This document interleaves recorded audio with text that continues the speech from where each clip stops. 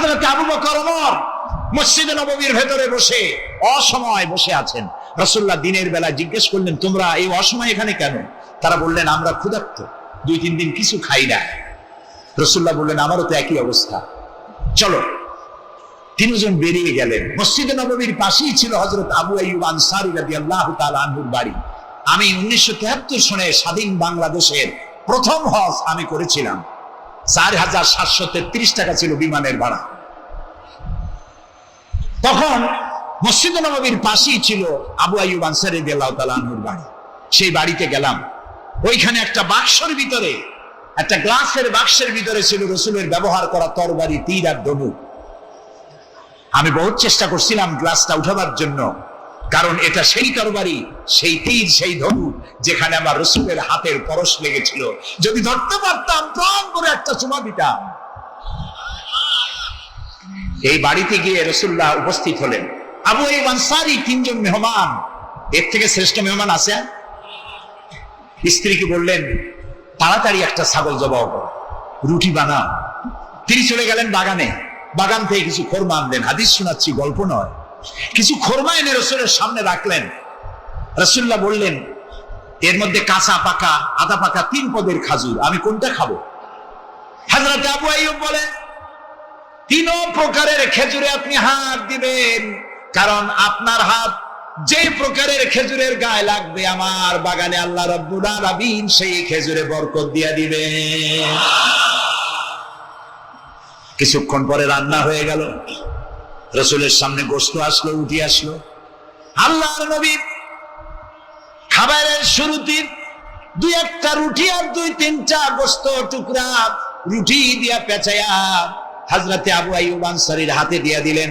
বললেন, আবু আইয়ুব, এই রুটি আর গোশত টুকরা নিয়ে যাও। আমার কলিজার টুকরা মা ফাতেমা গত 3 দিন হলো কিছু খায় নাই।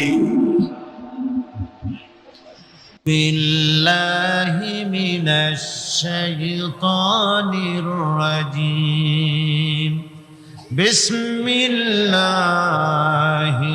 রাহমানির রাহিম। ক্বালু মা হিয়া ইল্লা হায়াতুনাদ দুনিয়া নামুতু ওয়া নাহইয়া ওয়া মা ইউহলিকুনা ইল্লা আদ-দাহর। ওরা বলতো যে দুনিয়া এবং আখিরাত বলতে জীবন তো শুধু আমাদের এই দুনিয়ার জীবনই শেষ কথা, এরপরে আবার কি? এটাই আমাদের জীবন, এখানেই বেঁচে আছি, এখানেই মরে যাব, আর কালের আবর্তন ছাড়া আর তো কিছুই হয় না। সুতরাং পরকাল আবার একটা কি জিনিস? আল্লাহ রাব্বুল আলামিনের জবাবে আল্লাহ পাক বলেন, ওই কাফেরদেরকে জবাব শোনায় দেন, কুলিল্লাহু ইউহয়িকুম সুম্মা ইউমীতুকুম সুম্মা ইয়াজমাউকুম ইলা ইয়াউমিল কিয়ামাতি লা রাইবা ফীহ। ওদেরকে জবাব দেন, তোমরা নিষ্প্রাণ ছিলে, সেখান থেকে তোমাদেরকে আল্লাহ পাক জিন্দা করেছেন। এই জিন্দা থেকে তোমরা আবার মৃত্যুবরণ করবে, আবার তোমাদেরকে পুনরুত্থিত করা হবে, এতে কোনো সন্দেহ নাই। ওয়ালাকিন আকসারান নাস লা ইয়ালামুন। আসল কথা হলো যে মানুষেরা, অধিক সংখ্যক লোকেরা এই সম্পর্কে অজ্ঞ, তারা জানে না। তারা বলে, ওয়ায়াকুলুল ইনসানু আইযা মা মিততু লাসাউফা উখরাজু হাইয়্যা। তারা বলে যে সত্যি আমরা যখন মরে যাব তখন আমাদেরকে কে আবার চিন্তা করবে? এটা কি করে সম্ভব? মরে গেলাম, আবার চিন্তা কে করবে? আল্লাহ রাব্বুল আলামিন ওদের কথার জবাবে নবীজিকে বলেন, আপনি জবাব দিয়ে দেন, আওয়ালা ইয়াযকুরুল ইনসানু আন্না খালাকনাহু মিন ক্বাবলু ওয়া লাম ইয়াকু শাইআ। মানুষের কি সেই কথা মনে পড়ে না যখন তাকে সৃষ্টি করার আগে সে কিছুই ছিল না? তোমার সৃষ্টির আগে যখন তুমি কিছুই ছিলে না, সেখান থেকে তোমাকে যিনি সৃষ্টি করেছেন, তোমার মৃত্যুর পরে তিনি আবার তোমাকে জিন্দা করতে পারবে। তোমার কি মনে নাই? হাল আতা আলাল ইনসানি হিনুম মিনাদ দাহরি লাম ইয়াকুন শাইআম মাযকুরা। মানুষের জীবনে কি এমন সময় এসেছিল না যখন সে কোনো বিষয়বস্তু হিসেবে পরিগণিত ছিল না, কোন অস্তিত্ব ছিল না? আমি বিনা অস্তিত্বে তোমাদেরকে সৃষ্টি করেছি।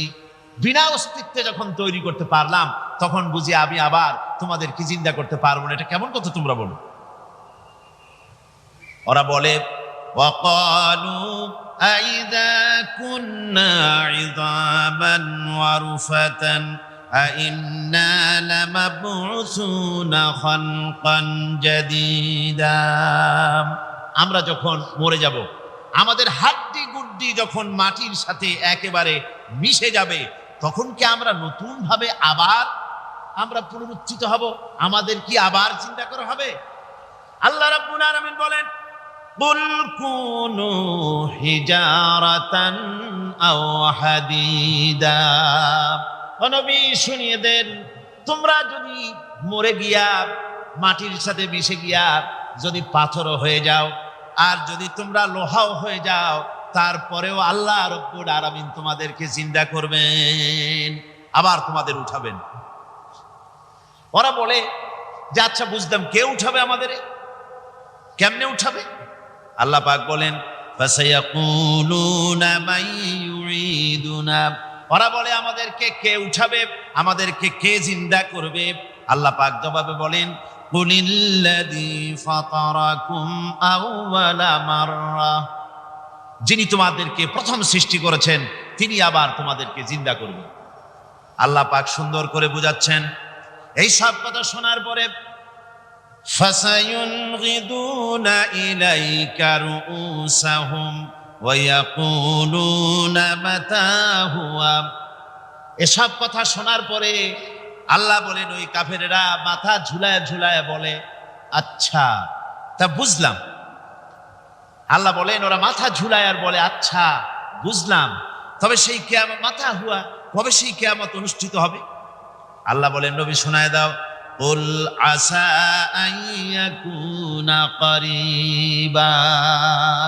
বেশি দেরি নাই, হতে পারে খুবই তাড়াতাড়ি। কি বলা যায়, সে সময়টা অতি নিকটবর্তী হয়ে যেতে পারে, খুবই নিকটবর্তী সে সময়, সেটা বেশি দেরি হওয়ার কথা না। আল্লাহ পাক এবার মানুষকে যুক্তি দিয়ে বোঝাচ্ছেন। কোরআনে কারীম মানতে মানুষ অস্বীকার করলে আল্লাহ ডান্ডার ব্যবস্থা করেন নাই। নবীজিকে বলেছেন ইন্নামা আনতা মুযাক্কিরুন লাস্তা আলাইহিম বিমুসাইতির। ও নবী, আপনি একজন উপদেশক, উপদেশ দিয়ে যান। আপনাকে দারোগা করে বানাই নাই লাঠি চার্জ করার জন্য, পিটাইয়া মানুষ হেদায়েত করার দরকার নেই।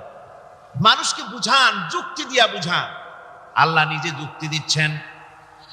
আনতুম আশাদ্দু খালকান আমিস সামাউ বানাহা। ওই কাফেরেরা, তোমরা যারা পরকালকে অস্বীকার করো, তোমাদেরকে উঠাইতে পারবো না যারা তোমরা বলছো, তোমাদেরকে সৃষ্টি করা কঠিন না ওই বিশাল আকাশটাকে সৃষ্টি করা কঠিন? ওই বিশাল আকাশটাই তো আমি আল্লাহ সৃষ্টি করেছি, জোরে কোন সুবহানাল্লাহ। তো অত বড় আকাশটারে যিনি বানাইতে পারলেন, সে খোদা বুঝি তোমাকে তৈরি করতে পারবেন না? আল্লাহ পাক বলছেন ফানজুর ইলা আসারি রাহমাতিল্লাহি কাইফা ইউহিল আরদা বাদা মাউতিহা। লক্ষ্য করে দেখো এই পৃথিবীর মাটিকে আল্লাহ কিভাবে জিন্দা করেন। মুর্দা মাটি, এই মাটি চৈত্র বৈশাখ মাসে প্রখর রোদে মাটি ফেড়ে চৌচির হয়ে যায়। এই ফেটে যাওয়া চৌচির মাটিতে আল্লাহ পাক বৃষ্টির পানি দিয়ে এই মাটিকে, এই মৃত্যু মাটিকে আল্লাহ পাক যেভাবে জিন্দা করেন, ইন্না যালিকা লামুহিল মাউতা ওয়া হুয়া আলা কুল্লি শাইইন কাদির। সে আল্লাহ পাক তোমরা মরলে পরে আবার এভাবে জিন্দা করতে পারবেন। জোরে কোন সুবহানাল্লাহ। আমার ভাইয়েরা, আল্লাহ পাকের পরে বলেন দেখো মৃত্যু জমিনকে কেমনে জিন্দা করি।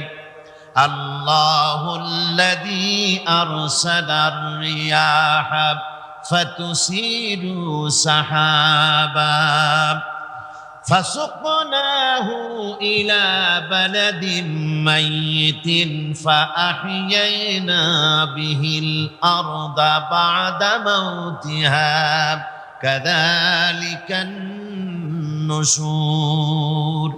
আমি আল্লাহ রাব্বুল আলামিন ওই সমুদ্রের নোনা পানিগুলোকে সমুদ্রের লবণাক্ত পানিগুলিকে বাষ্পীয় আকারে উত্থিত করে মেঘমালায় পরিণত করি, আর এরপরে বাতাসকে হুকুম করি, বাতাস এই মেঘটারে টেনে নিয়ে যাও মুখ জায়গায়। মেঘ চলে এলো। আল্লাহ রাব্বুল আলামিন বলেন, মেঘ এবার বিন্দু বিন্দু করে বৃষ্টি বর্ষণ করে দে আমার হুকুমে। ওই পানিগুলি বৃষ্টি হয়ে বিন্দু বিন্দু হয়ে জমিনে পতিত হয়। আল্লাহ বলেন, এভাবে করে বৃষ্টির পানি দিয়া মরা জমিনকে জিন্দা করে দিয়া নববধূ গর্ভধারণের যেমন প্রস্তুতি নেয়, বৃষ্টির পানি পায়া মরা জমিন তেমন ফসল ধারণের জন্য প্রস্তুতি নিয়ে নেয়। সুবহানাল্লাহি ওয়া বিহামদিহি। এইটা যেভাবে আমি করি, কাযালিকান নুশুর, এইভাবে করে তোমাদের কি কিয়ামতের দিন আমি জিন্দা করতে পারবো? কেমনে অস্বীকার করো?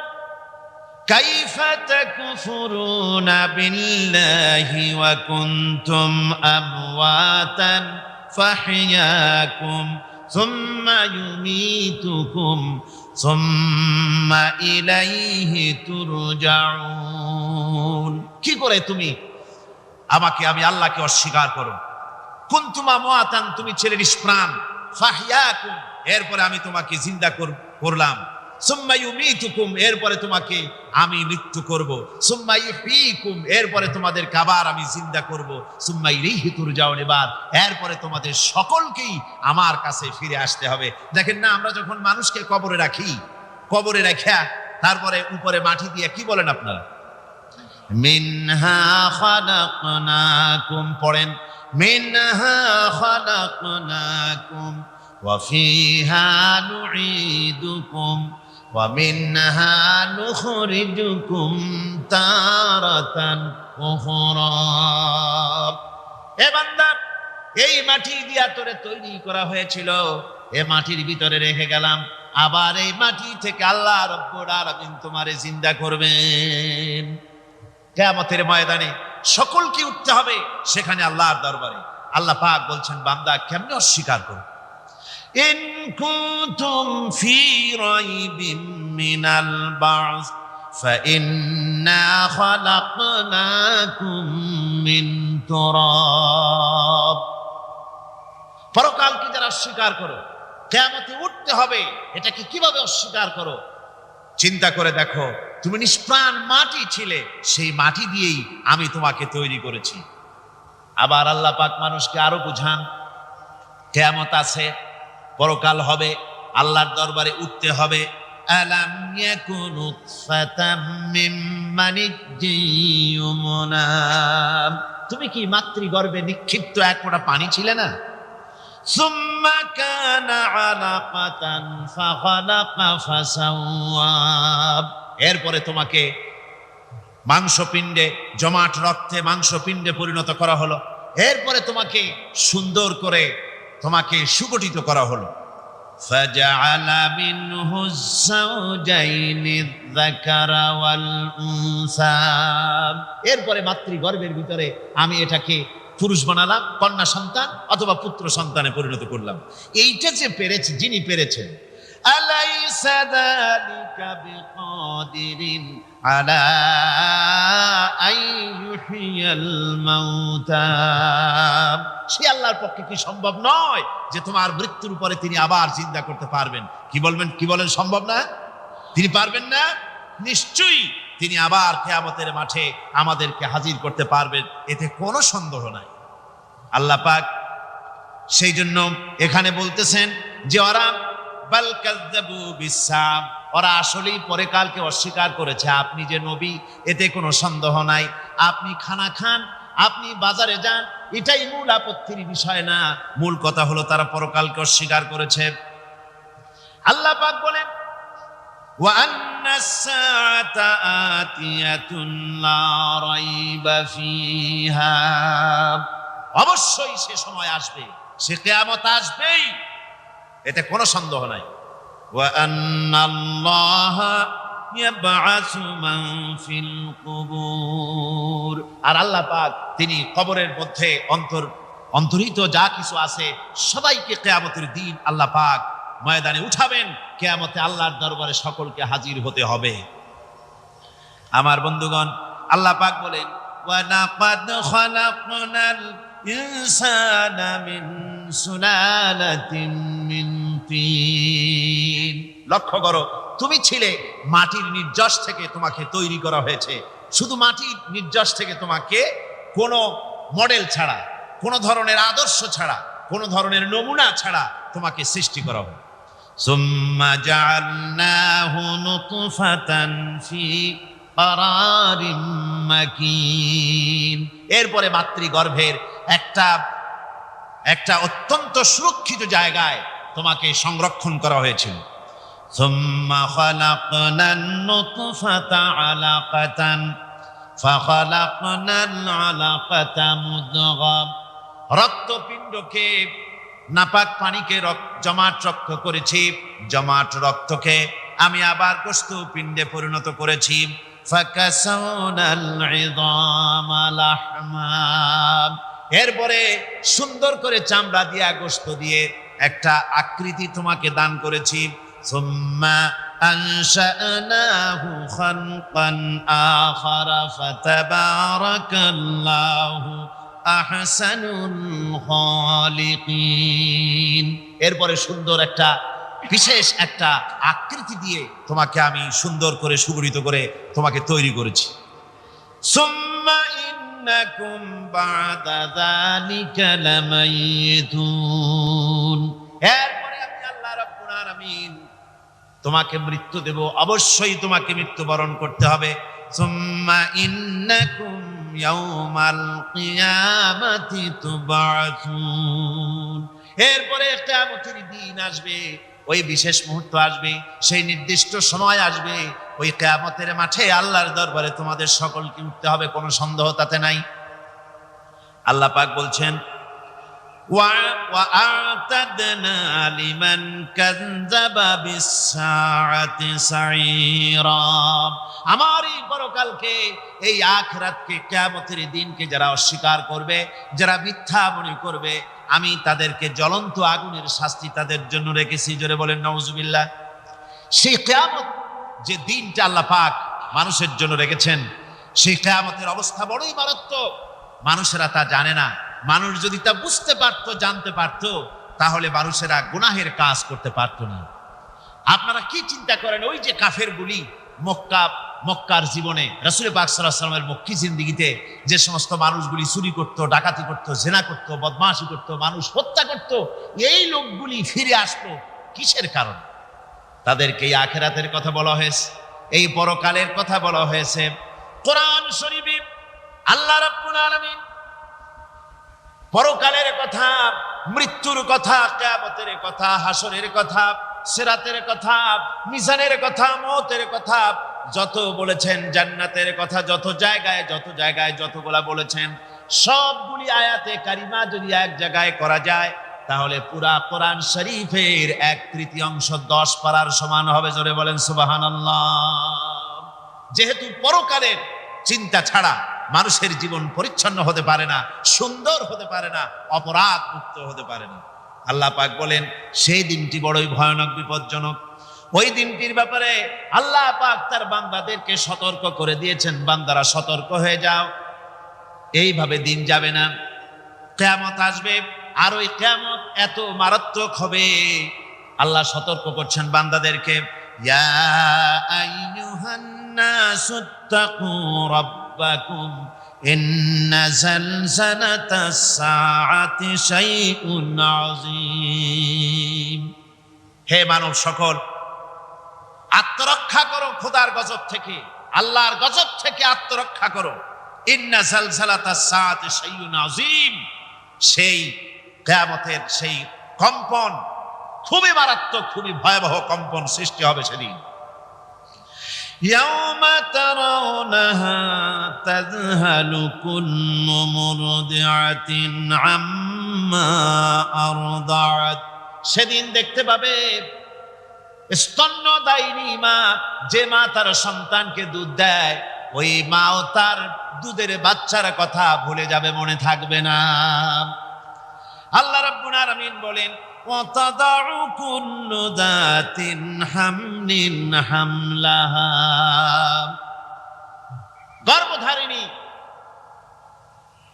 মেয়ে লোক, তাদের গর্ভ খসে পড়বে, وترى الناس سكارى মানুষকে মানুষ দেখতে পাবে মানুষগুলো উদ্ভ্রান্ত হয়ে পাগলের মতো ছুটাছুটি করছে। আল্লাহ বলেন ওয়ামা হুম বিসুকারা, আসলে আর নেশাগ্রস্ত নয়, আসলে পাগল হয় নাই। তো ছুটছে কেন?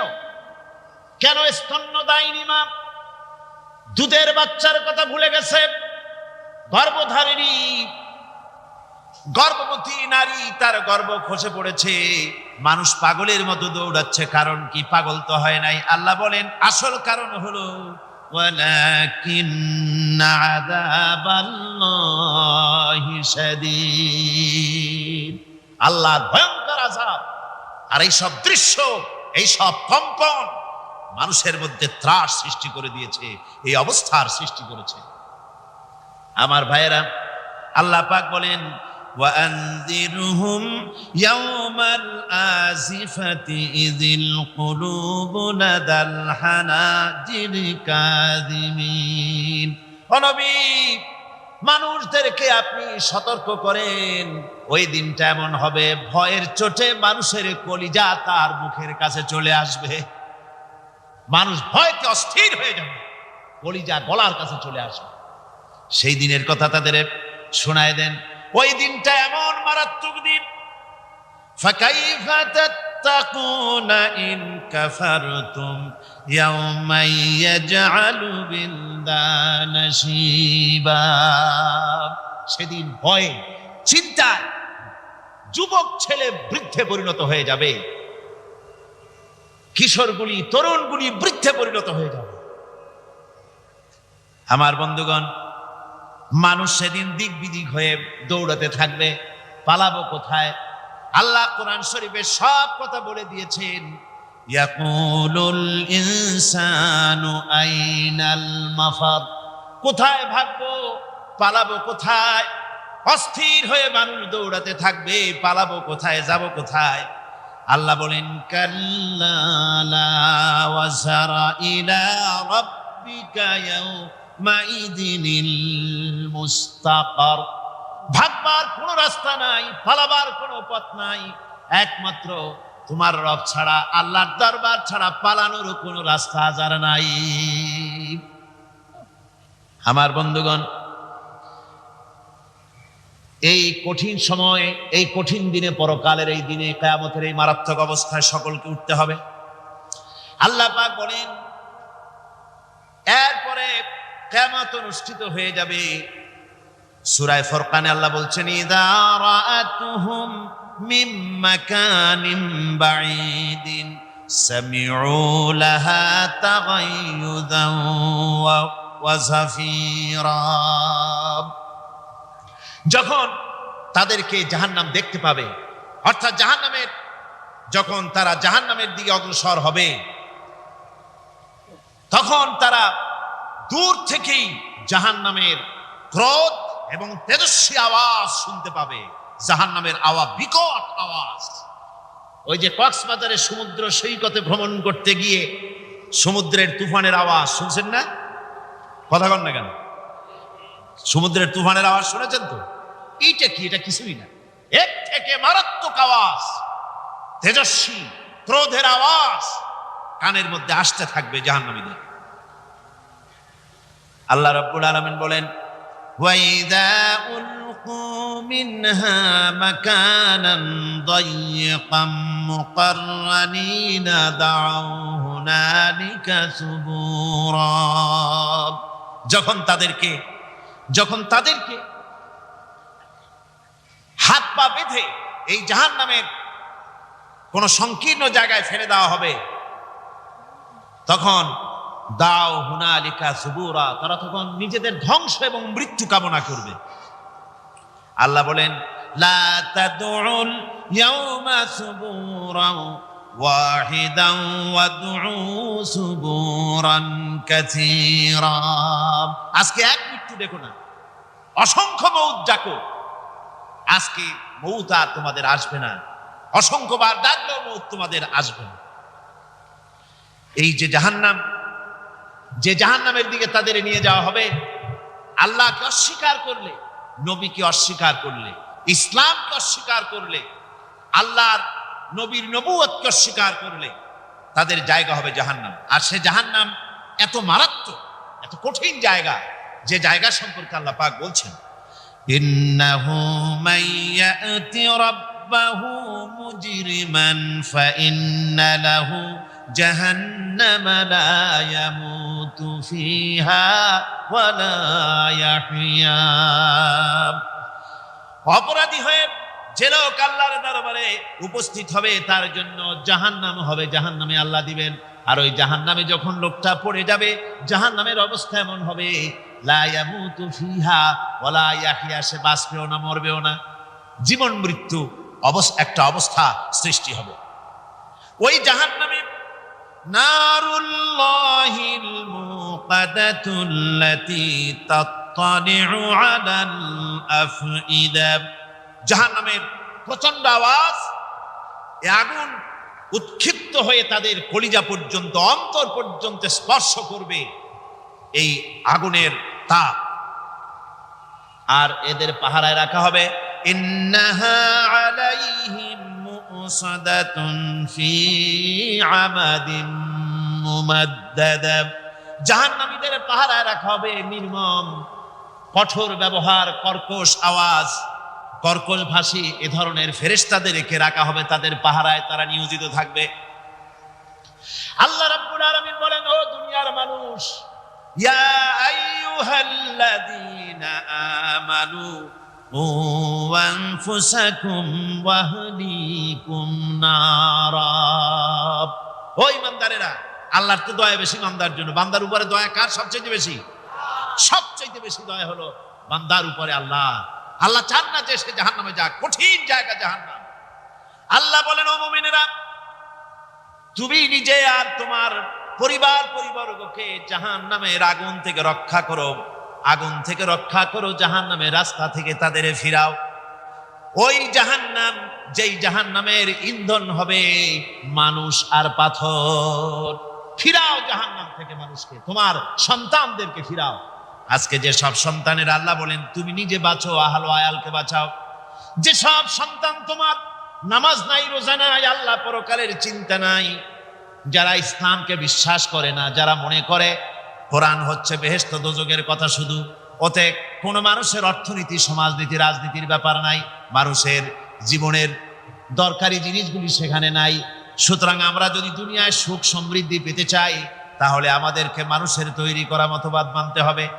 এইভাবে ছেলেরা যখন মানুষের তৈরিকার মতবাদের দিকে যখন দৌড়ায়, মা বাপ যদি তাদেরকে না ফিরায়, জাহান্নাম থেকে বাঁচাবার জন্য যদি চেষ্টা না করে, কিয়ামতের দিন ওই সন্তানেরা জাহান্নামে, যখন জাহান্নামের অর্ডার তাদের হয়ে যাবে, তারা বলবে, রব্বানা আরিনাল্লাযাইনি আদাল্লানা, হে আমার প্রভু, কে আমাদেরকে গোমরাহ করে দিল, মিনাল জিন্নি ওয়াল ইনসি, জিনের ভিতর থেকে, মানুষের ভিতর থেকে, আমাদের নেতারা, আমাদের মা বাপ, আমাদের মুরব্বী, কারা আমাদেরকে বিভ্রান্ত করলো, তোমার রাস্তা থেকে সরাই দিল, ওরা কই? ওদেরকে নিয়ে আসো। আমাদের কি এই খারাপ রাস্তা থেকে ফিরায় নাই, জাহান্নামের পথে চলেছি, আমাকে ফিরায় নাই। ও আল্লাহ, আজকে এই জাহান্নামে যাওয়ার আগে ওই মা বাপ আর মুরব্বী আর নেতাগুলি নিয়ে আসো, নাজআলহুমা তাহতা আকদামিনা লিয়াকুনা মিনাল আসফালিন, নিয়ে আসো ওদেরকে পায়ের তলে রেখে তারপরে জাহান্নামে যাব। আমার ভাইরা, যে ছেলে আজকে মানুষের তৈরি করা মতবাদের আন্দোলন করছে, সেকুলারিজম করছে, সোশ্যালিজম করছে, ক্যাপিটালিজম করছে, তারপরে ন্যাশনালিজম করছে, হাজারো মতবাদের দিকে আকৃষ্ট হয়েছে আপনার ছেলে, আপনার স্ত্রী, আপনার বোন, আপনার ভাই, আপনি জেনে শুনে তাদেরকে ফিরাচ্ছেন না, আল্লাহ রাস্তায় আনতেছেন না। কিয়ামতের দিন ওরা পালাইতে যাবে, এবং ওদের এই অপরাধের কারণে, ফিরানোর কারণে, সহযোগিতা করার কারণে কিয়ামতের দিন অবস্থা করুণ হয়ে যাবে। এই জন্য আল্লাহ রাব্বুল আলামিন বলছেন, হে বিশ্বাসীরা, আমাকে তোমরা যারা বিশ্বাস করেছো, ঈমান এনেছো, নিজে বাঁচো আর নিজের আহল আয়ালকে জাহান্নামের আগুন থেকে বাঁচাও। ওই জাহান্নাম আলাইহা মালাইকাতুন গিলাদুন শিদাদুন লা ইয়াসুনাল্লাহা মা আমারাহুম ويفعلون ما يؤمرون আল্লাহ রাব্বুল আলামিন বলেন সেখানে অত্যন্ত কর্কশ, রূঢ় এবং নির্মম স্বভাবের এমন সব ফেরেশতা পরিচালক হিসেবে জাহান্নামে দেওয়া হবে, যারা আল্লাহর নির্দেশের বাইরে কোনো কাজ করে না। তারা সেই সব কাজই করে যা আল্লাহ তাদেরকে হুকুম করেন। তাদেরকে অনুরোধ করে, দরখাস্ত করে কোনো রকম তাদের কাছ থেকে কোনো কৃপা, কোনো করুণা, কোনো মহব্বত কিছুই পাওয়া যাবে না। অত্যন্ত কর্কশ, রূঢ় মেজাজের ফেরেশতা সেখানে পরিচালক হিসাবে দেওয়া হবে। আর ওই জাহান্নামীদেরকে, যারা জাহান্নামে যাবে কিয়ামতের দিন, ফাল্লাযীনা কাফারু কুত্তিআত লাহুম সিয়াবুম মিন নার, আগুন দিয়ে কেটে তাই দিয়ে পোশাক তৈরি করে দেওয়া হবে, আগুনের পোশাক পরিয়ে দেওয়া হবে। আগুনের পোশাক গায়ে পরায় দেওয়ার পরে কুল্লামা নাদিজাত জুলুদুহুম বাদদালনাহুম জুলুদান গায়রাহা, একবার চামড়া পুড়ে যাবে, জাহান্নামের আগুনে চামড়া পুড়ে গলে যাবে, আবার আল্লাহ রাব্বুল আলামিন নতুন করে চামড়া পরিয়ে দিবেন যাতে করে শাস্তির তীব্রতা অনুভব করতে পারে। জোরে কোন নাউজুবিল্লাহ। আমার ভাইরা, জাহান্নামীরা ক্ষুধার যন্ত্রণায়, তৃষ্ণার যন্ত্রণায় আকাশের দিকে তাকায় থাকবে, উপরের দিকে তাকায় থাকবে, বলবে আরে যদি একটু বৃষ্টি হতো, মেঘ হতো। হঠাৎ করে দেখবে যে উপরে কালো মেঘ হয়ে গেছে, মনে করবে যে এবার বুঝি বৃষ্টি হবে, পানি পান করব। মেঘ তারা দেখতে পেল, মেঘের ভিতর থেকে অল্পক্ষণের ভিতরে গরম পানি পড়বে, এমন গরম পুঁজ, এমন গরম রক্ত পড়বে যেগুলি পান করলে পরে সঙ্গে সঙ্গে পেটের নাড়ি ভুঁড়ি আর কলিজা পিছনের দরজা দিয়ে সব বেরিয়ে যাবে। নাউজুবিল্লাহি মিন যালিক। আয় আল্লাহ, এই কঠিন অবস্থা থেকে তুমি আমাদেরকে হেফাজত করো। জোরে বলেন আমিন। সবাই বলেন আমিন। আমার ভাইয়েরা, তামসার ব্যাপার নয়। ও যুবক ভাইয়েরা, শিক্ষিত ভাইয়েরা, তামসা করার ব্যাপার না। দুনিয়ায় খেল তামাশা ফুর্তি করার জায়গা না। जगह जी लगाने के लिए ये दुनिया नहीं है, ये इबरत की जा है तमाशा नहीं है। দুনিয়া উপদেশ গ্রহণ করার জায়গা, খেল তামাশা করার জায়গা না। এই পৃথিবীতে আল্লাহ রাব্বুল আলামিন বলেন, নাফরমানি করলে পরে জাহান্নামে যাবেই, জাহান্নামে যেতে হবে। ওই জাহান্নামীদের কি খেতে দেওয়া হবে? আল্লাহ পাক বলছেন, শোনো, খেতে দেব কি? তুসকা মিন আইনিন আনিয়া, ফুটন্ত গরম পানি তাদেরকে পান করতে দেওয়া হবে। লাইসা লাহুম তুআমুন ইল্লা মিন দারি, কাঁটা যুক্ত ঘাস তাদেরকে খেতে দেওয়া হবে। লা ইউসমিনু ওয়ালা ইউগনি মিন জু, এই খাবারে তাদের শরীর পরিপুষ্ট হবে না, আর ক্ষুধাও নিবৃত্ত হবে না। আমার বন্ধুগণ, এমন কঠিন জাহান্নামের অবস্থা থেকে মাপ পাওয়ার জন্য ইমানের জোশ আসতে হবে, ইমানদার হতে হবে, আর নাফরমানিকে ছেড়ে দিতে হবে।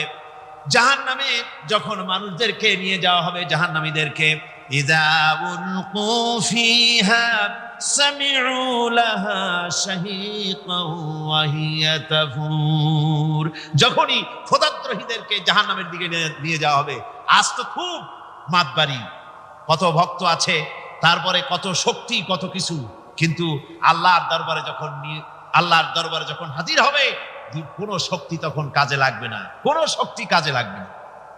জাহান্নামে যখন তাদেরকে নিয়ে যাওয়া হবে, জাহান্নাম তখন গোসায় ফেটে পড়তে থাকবে, জাহান্নামের ভিতর থেকে গর্জন আসতে থাকবে, তাকাদু তামাইয়াজু মিনাল গায়জ, জাহান্নাম যেন গোসায় ফেটে পড়তে চাইবে। কুল্লামা উলকিয়া ফিহা ফাওজুন সাআলাহুম খাজানাতুহা আলাম ইয়াতিকুম নাযীর, জাহান্নামের পরিচালক বলবে, ও আল্লাহর বান্দা, কেন আজ জাহান্নামে আসলি, কেন দোজখে আসলি? আলাম ইয়াতিকুম নাযীর, তোর কাছে কি কোনো ভীতি প্রদর্শক কেউ যায় নাই? কোন নবীর কথা কি শোনো নাই? কোরআনের কথা কি শোনো নাই? হাদিসের কথা কি শোনো নাই? জাহান্নামে কেন এলি? এত বড় খারাপ জায়গা, কেন আসলি, শোনো নাই কি কোনো ভয় দেখানো, কেউ কি সব সতর্কবাণী শোনায় নাই? বেঈমানেরা বলবে ক্বালু বালা ক্বাদ জাআনা নাযীর, হ্যাঁ আমাদের কাছে এসেছিল, আমাদের কাছে ভীতি প্রদর্শনকারী এসেছিল। ফাকাযযাবনা ওয়া কুলনা মা নাযালাল্লাহু মিন শাই, এসেছিল কিন্তু আমরা বলেছি বেটা মিথ্যে কথা বলে। জোরে কর নাউযুবিল্লাহ। বেটা মিথ্যে কথা বলে। কিসের বেহেশত কিসের দোজখ? খালি খালি দোজখের একটা ভয় দেখাইয়া দুনিয়ার এই টাটকা সুখগুলি নষ্ট করতে চায় এরা। পয়গম্বরদের এরকম বলেছে, আর আলেমদেরকেও যখন কোরআন হাদিস থেকে বলা হয় তখন বলে এরা জানি দোজখের কথা কইতে, দোজখ কিসের আর বেহেশত, সে তো এক অসভ্য উদ্যান। জোরে কর নাউযুবিল্লাহ। এমনি করে তারা তামসা করে। ওরা বলবে আমরা এসেছিল ভীতি প্রদর্শনকারী, আমরা মিথ্যে মনে করেছি, বলেছি ওটা মিথ্যে কথা, আর বলেছি আল্লাহ এই ধরনের কিছু নাজিল করেন নাই। জাহান্নামীরা বলবে ওয়াকালু লাউ কুন্না নাসমাউ আও নাকিলু মা কুন্না ফি আসহাবিস সাঈর। আরে লাউ কুন্না নাসমাউ, তার মানে হলো যদি আমরা শুনতাম অর্থাৎ মানতাম, যদি নবীর কথা মানতাম, কোরআনের কথা যদি মানতাম, আর যদি ভালো করে বুঝতাম, মা কুন্না ফি আসহাবিস সাঈর, তাহলে আজকে এই জাহান্নামের কঠিন শাস্তি আমাদের লাভ পেতে হতো না, জাহান্নাম থেকে বেঁচে যেতে পারতাম। কি সর্বনাশ করলাম বুঝি নাই, যা কিছু শুনেছি মানুষের কথা মতো শয়তানের ওয়াসওয়াসায় পড়ে তো ভুলই করলাম। সেদিন যতই আফসোস করা হোক না কেন, এই আফসোস কোনো কাজে লাগবে না। সেটা এমন জান্নাত হবে লাহুম ফিহা মা ইয়াশাউনা খালিদিন, যা চাইবে মনের আশা আকাঙ্ক্ষা অনুযায়ী সব পাবে বেহেশতের মধ্যে। খালিদিন, চিরকাল সেখানে থাকবে। কানা আলা রাব্বিকা ওয়াদান মাসউলা, এটা হচ্ছে তোমার রবের অবশ্য পূরণীয় ওয়াদা। জোরে বলেন সুবহানাল্লাহ। এটা তোমার আল্লাহর ওয়াদা এবং অবশ্যই তিনি তা পূরণ করবেন। তোমরা জান্নাতে থাকবে, সেখানে যা চাইবে তাই পাবে। একজন বলছিল জান্নাতে যাইয়া যা চাইবো তাই যদি পাই তাহলে তো খুব ভালো কথা। কয় যে হুজুর আমার তো হোক্কা খাওয়ার দারুণ অভ্যাস, তা বেহেশতের মধ্যে হোক্কা পাবো? বুজুর্গ ব্যক্তি বলছেন আল্লাহর বান্দা, বেহেশতে যাইয়া যদি তুমি হোক্কা খাইতে চাও তো আল্লাহ তোমার হোক্কা দিবেন, কিন্তু আল্লাহর কসম করে বলতে পারি বেহেশতে যাইয়া এমন পচা জিনিস খাওয়ার তোমার ইচ্ছে জাগবে না। এত ভালো জিনিস তুইয়া এই পচা জিনিস খাওয়ার ইচ্ছা তোমার জাগবে না মনের ভিতরে। বেহেশত আল্লাহ রাব্বুল আলামিন মুমিনদের জন্য রেখেছেন। আমার ভাইয়েরা, সে বেহেশতের বর্ণনা কোরআনে কারীমের মধ্যে আল্লাহ দিয়েছেন। একদিকে জাহান্নাম, কোরআনের বর্ণনা কত সুন্দর।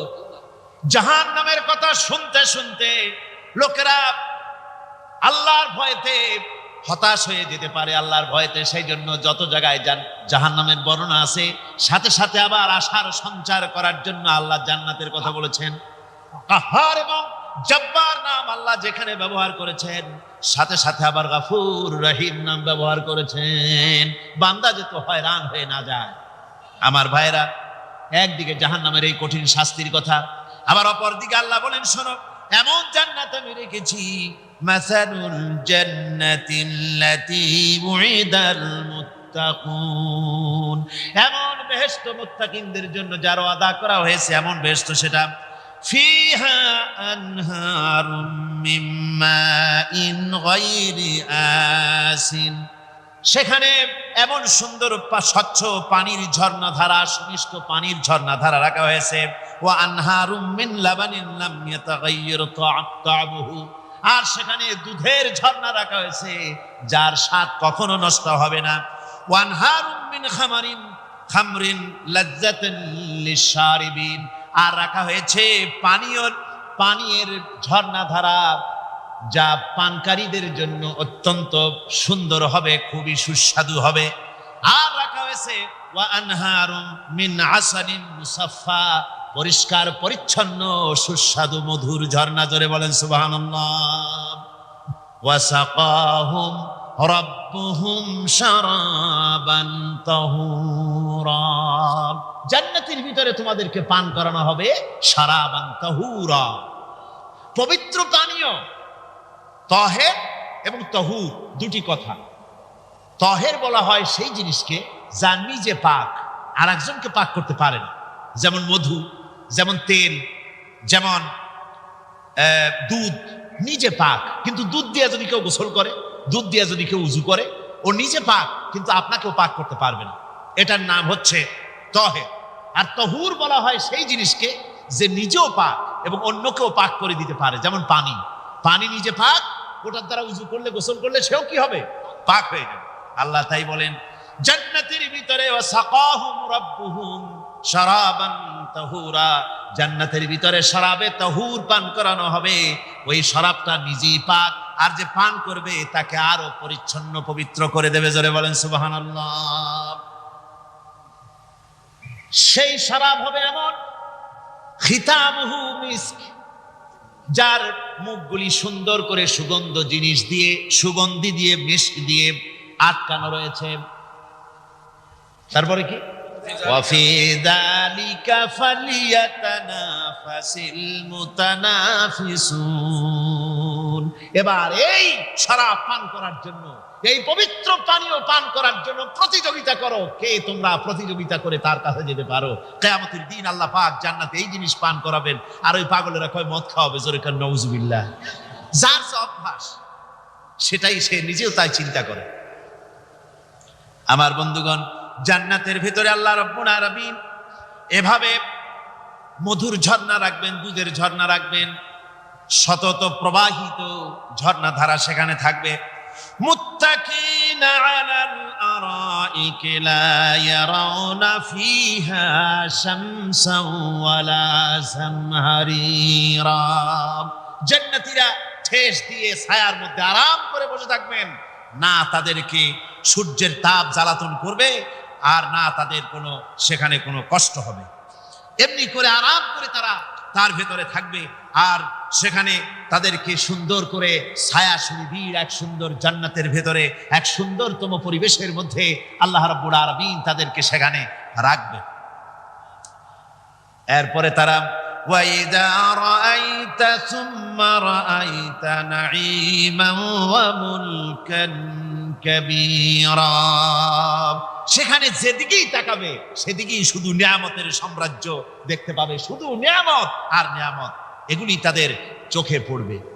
সেখানে না সূর্যের তাপ আর না শীতের প্রকোপ, কোনো কষ্ট নাই, মানুষের শরীর থেকে ঘামও বেরোবে না, সেখানে বার্ধক্য এসে কাউকে পীড়া দিবে না। হুজুর একজন বুড়া লোককে বলছিলেন, মিয়া তুমি তো ভেস্তে যাবে না, তুমি তো বুড়া মানুষ, তুমি তো ভেস্তে যাইতে পারবে না। লোকটা কান দিয়ে অস্থির হয়ে গেছে। রাসূল বলছেন যে ভেস্তে বুড়া মানুষ যাবে না, তাহলে তো আমার উপায় নাই। হুজুর বলছেন না, তুমি যখন ভেস্তে যাবে তুমি যুবক হয়ে যাবে। সুবহানাল্লাহ ওয়া বিহামদিহি। একজন কালো মানুষ হুজুর বলছেন যে কালো মানুষ ভেস্তে যাবে না, সে তো একদম কান্দিয়া হয়রান। হুজুর বলছেন দেখো তুমি যখন ভেস্তে যাবে তুমি কালো থাকবে না, তুমি সুন্দর সুশ্রী হয়ে যাবে। সুবহানাল্লাহ। আমার ভাইরা, ওই জান্নাতের ভিতরে আল্লাহ রাব্বুল আলামিন অগণিত নিয়ামত মানুষের জন্য রেখেছেন, নিজের বান্দার জন্য রেখে দিয়েছেন। ওয়া হুরুন ঈন, বেহেশতীদের জন্য রয়েছে সুন্দর চক্ষুধারী হুরগণ রয়েছে সেখানে জান্নাতীদের জন্য। কাআমসালিল লুউলুইল মাকনুন, যেন সে এতই সুন্দর, যেন গোপনে রক্ষিত মুক্তার মতো, মুক্তা সদৃশ। এভাবে সুন্দর সুন্দরী হুরিগণকে, হুরদেরকে আল্লাহ রাব্বুল আলামিন তার বান্দাদেরকে সেখানে রেখেছেন। লা ইয়াসমাউনা ফিহা লাগওয়ান ওয়ালা তা'সীমান ইল্লা কিলান সালামান সালামা, কোন পাপ সেখানে মানুষ দেখবে না, কোন বাজে কথা সেখানে শুনবে না, শুধু শান্তি আর শান্তি। আল্লাহ রাব্বুল আলামিন মুমিন বান্দাদের বলবেন, উদখুলুল জান্নাতা আনতুম ওয়া আজওয়াজুকুম তুহবারুন। আল্লাহ রাব্বুল আলামিন বলবেন, ও ও আমার বান্দারা, জান্নাতে প্রবেশ করো, তোমাদের স্ত্রীদেরকে সাথে নিয়ে জান্নাতে চলে যাও। সুবহানাল্লাহ। তোমার স্ত্রী, তোমাদের স্ত্রীদেরকে নিয়ে, সাথে করে নিয়ে জান্নাতের ভিতরে চলে যাও, সেখানে তোমরা আরামে থাকো। ইউতাফু আলাইহিম বিসহাফিম মিন যাহাবিন ওয়া আকওয়াবিন ওয়া ফিহা মা তাশতাহিল আনফুসু ওয়া তালাজ্জুল আ'য়ুন ওয়া আনতুম ফিহা খালিদুন। তাদের সামনে সেখানে স্বর্ণ নির্মিত থালা এবং সমস্ত পাত্র তাদের সামনে ঘুরতে থাকবে। তারা সেখানে আরামে মন ভোলানো সাজ সজ্জা সরঞ্জামাদি ইত্যাদি দেখে তারা সেখানে অবাক হয়ে যাবে। এত সুন্দর জান্নাতের পরিবেশ দেখে তারা হয়রান হয়ে যাবে। এই জান্নাতীদের কি আল্লাহ রাব্বুল আলামিন ফেরেশতাদেরকে অর্ডার করবেন, ও আমার ফেরেশতারা, আমার এই বান্দাগুলিকে জান্নাতের দিকে নিয়ে যাও। ওয়াসিকাল্লাযীনা اتقوا ربهم إلى الجنة زمرا। যারা আল্লাহকে ভয় করে জীবন চালায়ছে, আল্লাহকে ভয় করে যারা জীবন সমাজ ব্যক্তি পরিবার রাষ্ট্র পরিচালনা করেছে, আল্লাহ রাব্বুল আলামিন বলবেন, ও আমার ফেরেশতারা, আমার এই বান্দাগুলিকে জান্নাতের দিকে নিয়ে যা। ফেরেশতারা জান্নাতীদেরকে হাকায়া জান্নাতের দিকে নিয়ে যেতে থাকবে। আবার ওদিকে আছে ওয়াসিকাল্লাযীনা কাফারু ইলা জাহান্নামা যুমারা, জাহান্নামীদেরকে হাকায় নিয়ে যাওয়া হবে। কোন দিকে? কোন দিকে? জাহান্নামের দিকে। এখন ওয়াসিকা মানে হাকায় নিয়ে যাবে, বেহেশতীদেরকেও হাকায় নিয়ে যাবে, আর জান্নাতীদের ওই কি কয় দোজখী যারা, তাদেরকেও হাকায় নেওয়া হবে, আর বেহেশতীদেরকেও হাকায় নেওয়া হবে। এটা কেমন কথা? দুই জায়গায় হাকানি খাওয়ার লাগবে। হাকানি বোঝেন তো? ধাক্কা। তো দুই জায়গায় ধাক্কা খাইতে হবে, তাহলে কিরকম বেহেশত যে ফেরেশতাদের ধাক্কা খাইতে খাইতে যাওয়া লাগবে? ব্যাপারটা কি আমার ভাইরা? ব্যাপারটা হচ্ছে এই, আমি দৃষ্টান্ত দিতে গিয়া বলি, অনেকদিন বন্ধুর সঙ্গে দেখা হয় নাই, বহু বছর পর হঠাৎ করে এক বন্ধু আর এক বন্ধুর বাড়িতে এসেছে, যে বলছে, ভাই যদিও বহু বছর পর এসেছি, কিন্তু আমার হাতে সময় নাই, আজ আমি বেশি সময় তোমার বাড়িতে থাকবো না। ওই বাড়িওয়ালা বন্ধু বলে, বন্ধু যতই ব্যস্ততা তুমি দেখাও না কেন, আজকে যখন তোমার একবার পাইছি, আমি তোমাকে ছাড়বো না। এই হলো একটা ছাড়বো না। আর ঢাকা হাইকোর্টের সামনে থেকে মকিম গাজী পালায় গেছে, ডাকাত। পুলিশ খুঁজতে খুঁজতে হয়রান হইয়া এই ডাকাতটারে যদি পাওয়া যায়, আর ওই ডাকাত যদি বলে, স্যার আপনি আমার ধর্মের ভাই, আপনি আমার বাপ, আপনি মেহেরবানি করে আমাকে ছেড়ে দেন, পুলিশ বলবে, বেটা গোটা পুলিশ বাহিনী তোর জন্য হয়রান, তোরে যখন একবার পাইছি তোরে আর ছাড়বো না। তাহলে বন্ধুর ছাড়বো না আর পুলিশের ছাড়বো না এক জিনিস? এক জিনিস। জাহান্নামীদেরকে ধাক্কা মারতে মারতে জাহান্নামের দিকে নিয়ে যাবে, জাহান্নামের দিকে যেতে চাইবে না, তাই ধাক্কা মারা লাগবে। আর বেহেশতীদের ধাক্কা মারা লাগবে কেন? বেহেশতীরা যখন জান্নাতের দিকে যেতে থাকবে, ওদের জন্য লাল কার্পেট সম্বর্ধনা দেওয়া হবে। দুনিয়ার পচা লাল কার্পেট না, এত সুন্দর করে সাজানো থাকবে। এক একটা মঞ্জিলে যখন যাবে, জান্নাতীদের জন্য সাজানো মঞ্জিল দেখে তারা মনে করবে এইটাই বুঝি বেহেশত। ঘটি বাটি লোটা যা আছে তাই নিয়ে ওইখানে বসে পড়বে। ফেরেশতারা কবে যে, আল্লাহর বান্দা তুমি এখানে বসছো কেন? এটা তো বেহেশত না। কয় এক থেকেও ভালো আছে নাকি? কয় আছে না, ওঠো আরে মিয়া উঠো। এইভাবে করে ধাক্কা মারবে, ওঠো সামনে যাও। আবার যখন সামনে যাবে, সেখানে এর থেকে আরো সুন্দর পরিবেশ দেখে ওইখানে আবার বসে পড়বে, মনে করবে এইটা বুঝি বেহেশত। বলা হয়, ফেরেশতারা বলবে, আল্লাহর বান্দা এটা জান্নাত না, এর থেকেও ভালো জায়গা, সুন্দর জায়গা আছে। এইভাবে ধাক্কা মারতে মারতে তাদেরকে জান্নাতের কাছে নিয়ে যাওয়া হবে। হাত্তা ইযা জাউহা ওয়া ফুতিহাত আবওয়াবুহা ওয়া ক্বালা লাহুম খাযানাতুহা সালামুন আলাইকুম তিবতুম ফাদখুলুহা খালিদিন। এভাবে ধাক্কাতে ধাক্কাতে যখন তাদেরকে জান্নাতের দরজার কাছে নিয়ে যাওয়া হবে, আগের থেকেই তাদের জন্য দরজা খোলা থাকবে। সুবহানাল্লাহ। আগের থেকেই জান্নাত খুলে রাখা হবে। তাদেরকে বলা হবে, ওই জান্নাতের পরিচালক তিনি বলবেন, আসুন ওয়েলকাম করবেন তাদেরকে, সালামুন আলাইকুম, আপনাদের প্রতি আল্লাহর শান্তি বর্ষিত হোক। বড় ভালোভাবে জীবনযাপন করেছিলেন দুনিয়ায়, আল্লাহর হুকুম মেনে চলেছিলেন, আল্লাহর হুকুম পালন করেছিলেন। দুনিয়ার বুকে বড় অশান্তি, মানুষের নির্যাতন, মানুষের বদনামি, জেল জরিমানা, রাত জেগে তাহাজ্জুদের নামাজ পড়া, জিহাদের ময়দানে কষ্ট করে রক্ত দেওয়া, শহীদ হওয়া, কত কষ্ট করে আল্লাহর দ্বীন জমিনে কায়েমের চেষ্টা করেছেন, নিজের জীবনকে ভালো রেখেছেন, পবিত্র রেখেছেন। আজকে আপনার জন্য এই জান্নাত, ফাদখুলুহা খালিদিন, জান্নাতে প্রবেশ করুন এবং চিরকাল এই জান্নাতের ভিতরে থাকুন। আল্লাহ রাব্বুল আলামিন ওই জান্নাতের সব কিছু দান করে দিবেন তাদেরকে, বেহেশতের মধ্যে তারা পৌঁছে যাবে। আর এই বেহেশতে পৌঁছে যাওয়ার আগে আরেকটি ঘটনা ঘটবে, সেটা হচ্ছে আল্লাহর নবী তিনি কাঁদতে থাকবেন। আল্লাহ রাব্বুল আলামিন বলবেন, নবী আপনি কাঁদেন কেন? আজকে তো আপনার কাঁদার দিন না, কেন কাঁদেন? মাকামে মাহমুদ দিয়েছি, আপনাকে কাউসার দান করেছি, কেন কাঁদেন? নবীজি বলবেন, রব্বুল আলামিন আমি দেখতে পাচ্ছি মাঝে মাঝে ফেরেশতারা আমার উম্মতগুলিকে জাহান্নামের দিকে নিয়ে যাচ্ছে।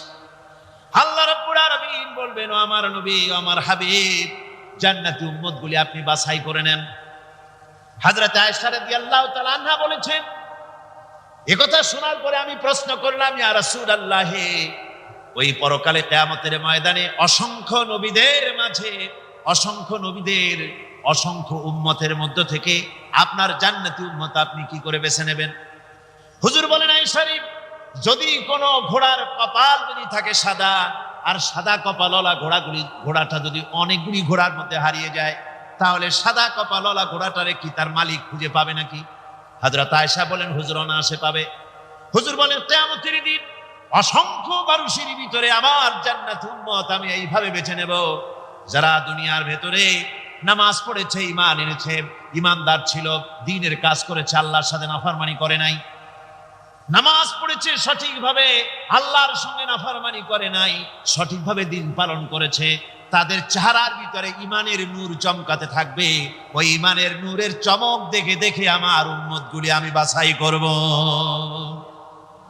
সেদিন ওই কিয়ামতের ময়দানে যারা নামাজ পড়ে না, রোজা রাখে নাই, বরং দ্বীনের সঙ্গে বিরোধিতা করেছে, আল্লাহর সঙ্গে নাফরমানি করেছে, ইসলামকে অস্বীকার করেছে, আল্লাহর দ্বীন যারা জমিনে কায়েম করতে চায় তাদের সঙ্গে বেয়াদবি করেছে, ওরা বলবে, হে রাসূল, আমিও তো আপনার উম্মত, আমারও সুপারিশ করুন। আল্লাহ নবী বলবেন, ভেগে যাও, দূর হয়ে যাও, তুমি যদি আমার উম্মত হবে তাহলে এসব উম্মতের মতো ঈমানের নূরের চমক তোমার ভিতরে আমি দেখতে পেতাম। ওই হাসরের ময়দানে আল্লাহ নবী যদি বলেন, তুমি আমার উম্মত নও, ভেগে যাও, এর থেকে অসহায়, এর থেকে এতিম অবস্থার মানুষের জন্য কিছু হতে পারে না। আল্লাহ এই দুরবস্থা থেকে আমাদেরকে যেন হেফাজত করেন। আল্লাহ রাব্বুল আলামিন যেন আমাদেরকে নবীর সুপারিশ কিয়ামতের দিন আমাদের জন্য নসিব করে দেন, জোরে বলেন আমিন। আল্লাহ পাক জিজ্ঞেস করবেন, ও আমার বান্দারা, ও আমার জান্নাতি বান্দারা, আমি তোমাদেরকে যে সব ওয়াদা করেছিলাম সেই ওয়াদা মতো সব পাইছো কিনা? আমি ওয়াদা করেছিলাম আমার জন্য রাত জেগে যদি তাহাজ্জুদের নামাজ পড়ো, নামাজ, রোজা, হজ, যাকাত যদি করো, আমার দিন কায়েমের জন্য যদি আন্দোলন করো, রক্ত যাও, আমার জন্য যদি কষ্ট করো, শহীদ হও, তাহলে আমি তোমাদেরকে জান্নাত দেব। যত ওয়াদা করছিলাম তা পেয়েছো কিনা?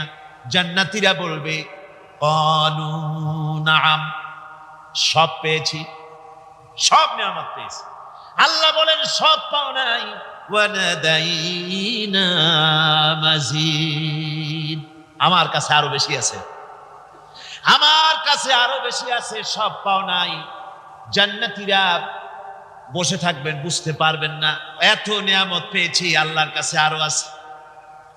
আল্লাহ নবী তখন মুখ খুলবেন, নবীজি বলবেন, রব্বুল আলামিন, জান্নাতীরা বলতে সাহস পেতেছে না, সব পেয়েছি ঠিকই, কিন্তু যার জন্য গভীর রাতের আরামের ঘুমকে হারাম করে তাহাজ্জুদের নামাজ পড়েছে, যার জন্য স্ত্রী পুত্র পরিজনের মায়া পরিত্যাগ করে জিহাদের ময়দানে শহীদ হয়েছে, যার জন্য জেল খাটলো, জরিমানা দিল, যার জন্য নির্যাতিত হলো, সে আল্লাহ রাব্বুল আলামিনকে তারা এখনো দেখে নাই। আল্লাহ রাব্বুল আলামিন বলবেন, আমি আমার বান্দার সে আরজি পুরা করব।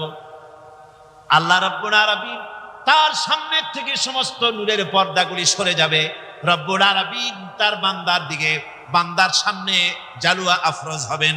আল্লাহ পাক কোরআনে কারীমের ভিতরে বলছেন, বুজুহু ইয়াউমাইযিন নাযিরা ইলা রাব্বিহা নাযিরা।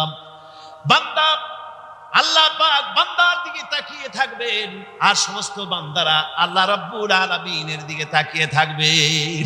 এই অবস্থায় কত কাল চলে যাবে কেউ টের পাবে না।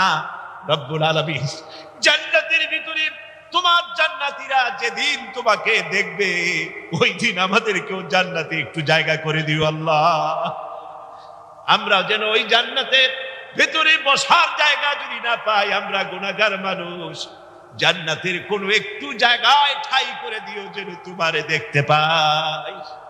আয় আল্লাহ, তোমাকে দেখার তৌফিক আমাদের দিও, জোরে বলেন আমিন।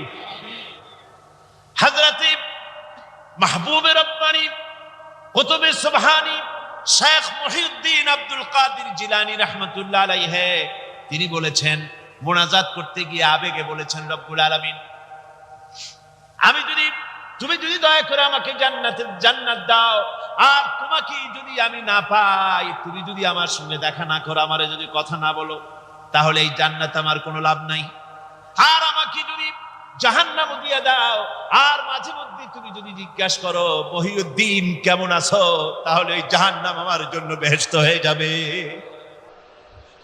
والذين يكنزون الذهب والفضة ولا ينفقونها في سبيل الله فبشرهم بعذاب أليم।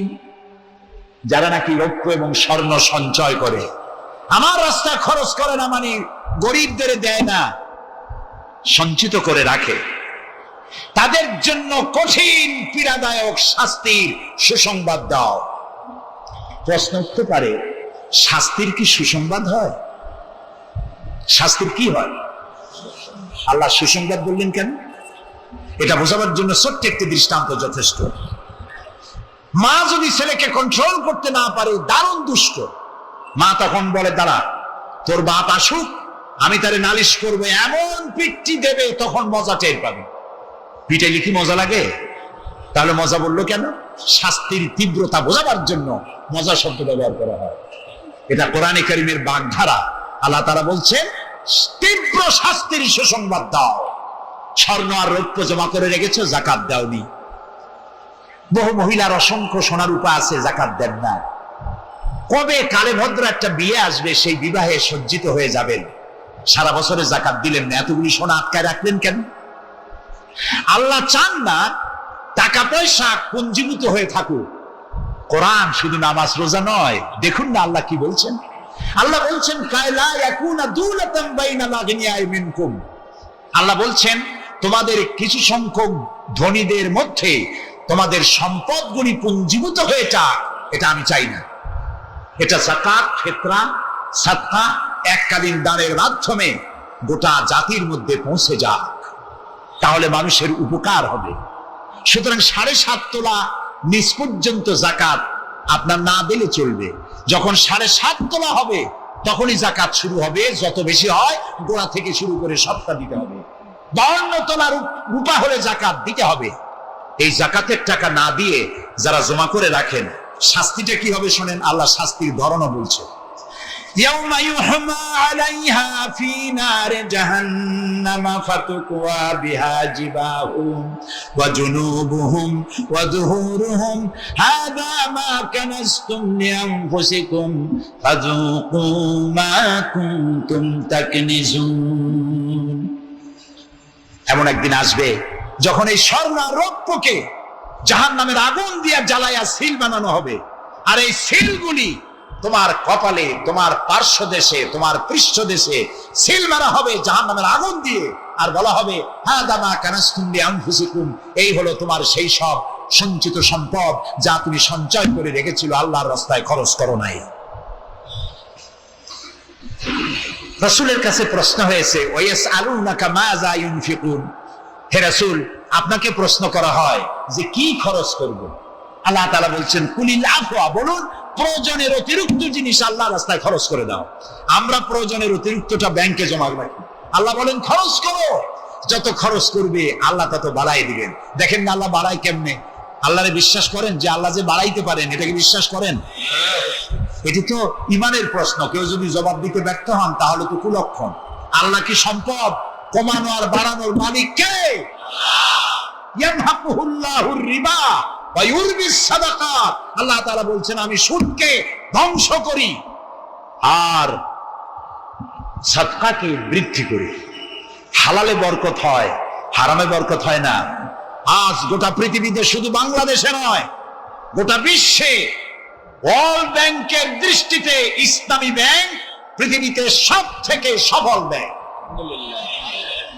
তাও আলহামদুলিল্লাহ কব না কেন? কারণ হালালে বরকত হয়, হারামে বরকত হবে না। আচ্ছা, কুত্তায় বাচ্চা দেয় কয়টা কম তো? অত ফ্যামিলি প্ল্যানিং নাই, জনমের মতো হয়। এই কুত্তাগুলি যদি সব বাঁচত তাহলে বরিশাল দিয়ে হাঁটতে পারতেন? কুত্তার জ্বালায় হাঁটতেই পারতেন না। গরুতে, গাভীতে বাছুর দেয় কয়টা বছরে? একটা, মাত্র একটি। আর মুসলমানেরা গরু যা জমের খাওয়া খায়, তারপরেও কুত্তা বেশি না গরু বেশি? এই কারণে যেহেতু গরু হালাল তাই গরুতে বরকত, কুত্তা হারাম তাই বরকত নাই। ইসলামী ব্যাংক শুধু ব্যাংকিং সেক্টরেই কাজ করে না, জাতির কল্যাণমূলক বহু সংখ্যক কাজ তারা করে থাকে। ইসলামী ব্যাংক হাসপাতাল, ইসলামী ব্যাংক ব্যাংকের জন্য কলেজ, ইসলামী ব্যাংক দিয়ে যখন ডিজাস্টার হয়, দুর্ভিক্ষ হয়, যখন বন্যা হয়, জলোচ্ছ্বাস হয়, লক্ষ কোটি কোটি টাকা তারা দুহাতে বিতরণ করে। হ্যাঁ, অনেক প্রকল্প আছে। মেধাবী ছাত্র, গরিব ছাত্রদেরকে স্টাইপেন্ড দেয়, বিধবা নারীদেরকে কি বলে সেলাই করে, সেলাই মেশিন দেয়। যাকাত, আরেকটু বলি, আপনারা বিরক্ত হন না তো? যাকাত আমরা কি করি? বছরে একদিন শাড়ি আর লুঙ্গি কিনে প্রদর্শন করি, এক্সিবিশন। অমুক সাহেব যাকাত দেবেন, আপনারা আসবেন। দলে দলে ফকিররা আসলো, একটা লুঙ্গি আর শাড়ি নিতে গিয়ে পদপিষ্ট হয়ে 5টা 10টা মারা গেল। হয় নাই বাংলাদেশে? এই প্রদর্শনী, এক্সিবিশনের কোনো মানে নাই। যাকাত নিতে তোমার বাড়ি কেন লোক আসবে? তুমি যাকাতের টাকা তার হকদারের কাছে পৌঁছাইয়া দিবা। কারণ গরিব তোমার করুণার পাত্র নয়। অফি আমওয়ালিহিম হাক্কুল লিসাইলি ওয়াল মাহরুম। আল্লাহ তাআলা বলছেন তোমার সম্পদের ভিতরে গরিবদের অধিকার আছে। গরিব তোমার করুণার পাত্র নয়, যাকাত দিয়ে আসে তার বাড়ি যায়। তবে শাড়ি আর লুঙ্গি দেওয়া কোন অর্থবহ কাজ নয়। কি দিবেন? রাসূলুল্লাহর কাছ থেকে শিখুন। ওই যে একজন আসলো, ভিক্ষা চাইলো, বলল তোমার কি কিছু নাই? বলল আছে। কি আছে কোন তো? মাশাআল্লাহ, জানি সবাই, কিন্তু আমল করি না। দুনিয়ায় যত ভালো কথা সব বলা হয়ে গেছে, বাকি আছে শুধু পালন করা। রাসূলুল্লাহ তাকে বললেন কম্বল আনো। বিক্রি করে কিনলেন কি? কুড়াল। রাসূলুল্লাহ তার নিজের পবিত্র হাত দিয়ে কুড়ালে হাতল লাগায় দিলেন। বললেন যাও জঙ্গলে কাঠ কাটো, বাজারে বিক্রি করো, ভিক্ষা কোনোদিন আর করবা না। 1 বছর পর, হাদিস শুনুন, 1 বছর পর ওই ভিক্ষুক এসে বলছেন আসসালামু আলাইকা ইয়া রাসূলুল্লাহ। হুজুর, আপনি আমাকে চিনেছেন? আমি সেই ভিক্ষুক যে ভিক্ষা নিতে এসেছিলাম। আপনি আমাকে ভিক্ষা না দিয়ে কুড়াল দিয়েছিলেন। কুড়াল দিয়া কাঠ কাটিয়া বাজারে বিক্রি করে আমার কাছে এখন যাকাত দেওয়ার মতো অর্থ জমা হয়ে গেছে। এটার নাম ইসলাম। শুধু নামাজ রোজা জিকির আজগারের জন্য শুধু নয়, নামাজ রোজা জিকির আজগার তো করবো, কিন্তু আমার মানুষকে দারিদ্র বিমোচন করতে হবে।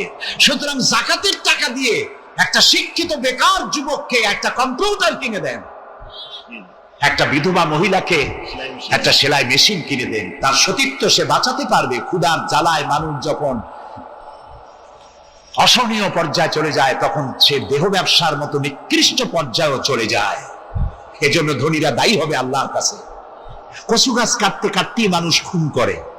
একটা এতিম বাচ্চা ক্ষুধার জ্বালায় ঘুরতেছে, ওই বাচ্চাটি আপনি তাকে একটু আদর করেন, পরে আপনি একটা চীনাবাদামের বাক্স কিনে দেন 50 টাকা 100 টাকা দিয়া, কিছু চীনাবাদামের পুঁজি দেন, একটা পানের খিলি বানাইয়া বিক্রি করার পুঁজি দেন, কয়েকটা বুট পলিশের কালি আর ব্রাশ কিনে দেন, সে রাস্তায় বসে জুতা পালিশ করবে, ছেলেটি পকেট মারা থেকে, চুরি করা থেকে বেঁচে যাবে, সমাজ সংস্কার হবে, সমাজ অপরাধ মুক্ত হবে, সমাজ থেকে দারিদ্র বিমোচন হবে। আলহামদুলিল্লাহ। আপনি কি জানেন এই যে গাছগুলি লাগালে পরে কত সওয়াব হয়, এবং দারিদ্র বিমোচনের জন্য গাছের কি বিশাল ভূমিকা।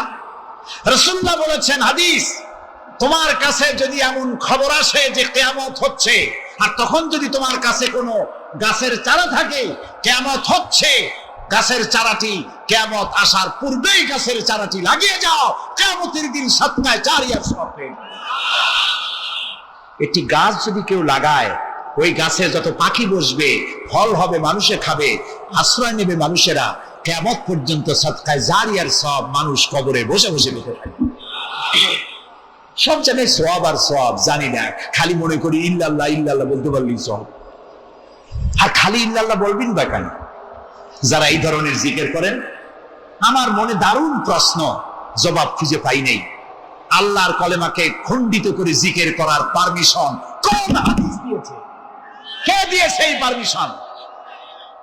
লা ইলাহা ইল্লাল্লাহ, এটা হলো পূর্ণাঙ্গ কালেমা, কমপ্লিট হচ্ছে মুহাম্মদুর রাসূলুল্লাহ।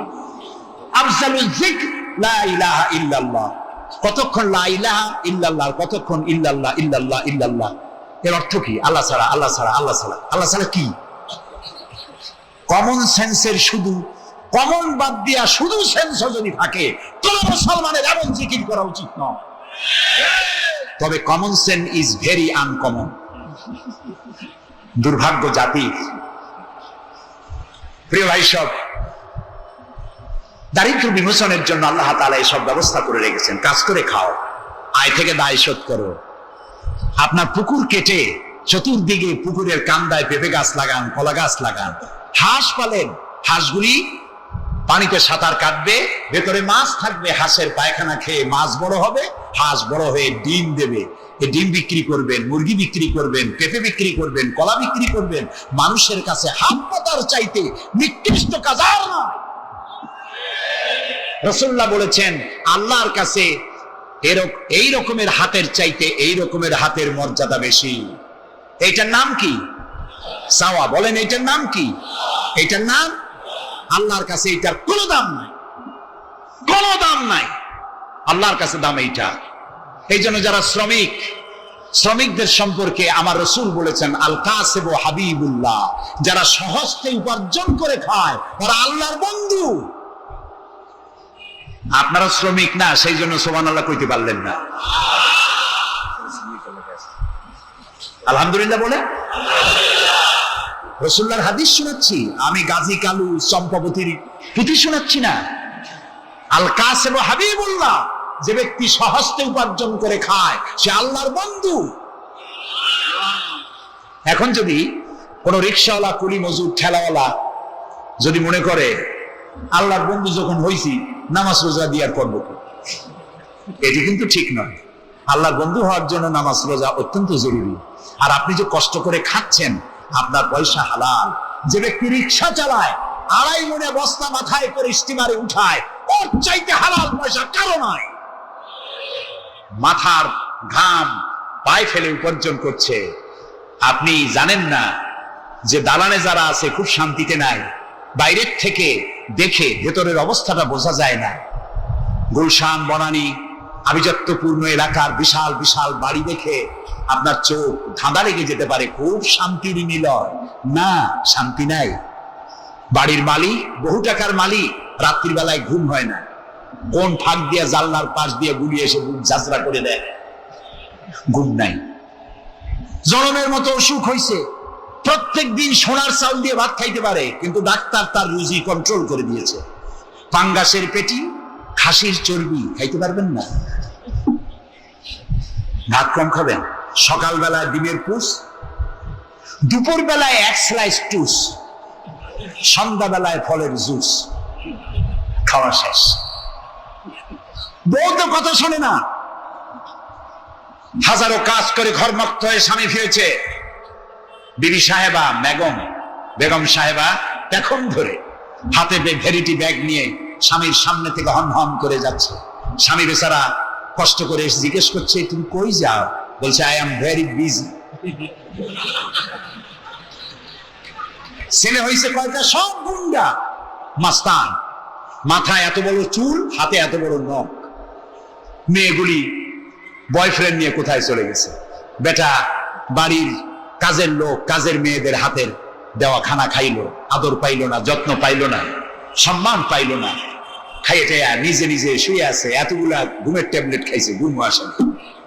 কিন্তু তুমি মেয়ে রিক্সাওয়ালা, ঠেলাওয়ালা, কুলি মজুর, সারাদিন কাজ করে পোলার চাউল কিনতে পারো নাই, মোটা চাউল কিনেছো, খেসারির ডাল কিনেছো, একটু কিনে বাড়িতে বউ রান্না করেছে। আমি চোখে দেখা কথা বলি, আল্লাহ তাআলা এই বয়সে কম দেখান নাই। কমলাপুর রেল স্টেশনের বস্তি দেখেছি, অনেক বস্তি এলাকায় গিয়েছি। স্বামী বসে খাচ্ছে, ঘরমাক্ত রিক্সা চালায় আসছে, 2.5 মণে বস্তা টানে আনছে। স্ত্রী খাবার তুলে দিচ্ছে, আরেকটু খাও, খুব কষ্ট করেছো, আরেকটু খাও। ওর ঘরে ফ্যান নাই, কাপড়ের আঁচল দিয়ে স্বামীর কপাল মুছে দিচ্ছে, আরেকটু খাও, এত কষ্ট করো তুমি। ওর ঘরে ফোমের বিছানা নাই, চটের মতো শক্ত বিছানা, বালিশ নাই, ইটের মতো শক্ত, সব কাপড়ের একটু কভার দাও। এরকম একটা বালিশের উপরে সারাদিনের শ্রান্তি আর ক্লান্তি নিয়ে আর ঘুমায় গেছে, কোনো ওষুধ খাওয়া লাগে না।